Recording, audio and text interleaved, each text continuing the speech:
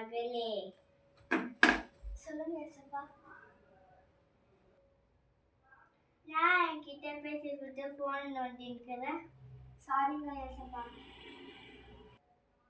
இனிமேல் நான் அந்த மாதிரி பண்ண மாட்டேன் ஏசப்பா. உங்களுக்கு கொடுக்குற டைம் நான் வேஸ்ட் பண்ண மாட்டேன் ஏசப்பா. நான் இனிமேல் சர்ச்சுக்கு போகும்போது சர்ச்சில் நான் ஃபோன் யூஸ் பண்ண மாட்டேன். காலேஜில் நான் ஃபோன் யூஸ் பண்ண மாட்டேன். ப்ரேயர் பண்ணும்போது நான் ஃபோன் யூஸ் பண்ண மாட்டேன். சண்டே கிளாஸ் போகும்போது நான் ஃபோன் யூஸ் பண்ண மாட்டேன் ஏசப்பா. என்னை மன்னிச்சுங்க ஏசப்பா.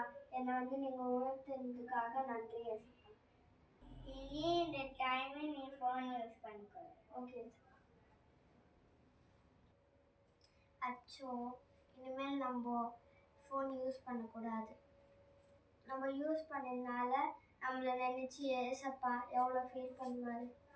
நம்ம மெயின் முக்கியத்தை கொடுக்க வேண்டியது ஃபோனுக்கு இல்லை, பைபிளுக்கு கொடுக்கணும். ஸோ நம்மக்கிட்ட ஏசப்பா நிறையா பேசுகிறான்னு முடிவெடுத்திருக்காரு. அதனால நம்ம ஃபோனுக்கு கொடுக்கறதுக்கு பதிலாக பைபிளுக்கு முக்கியத்தை கொடுக்கணும்.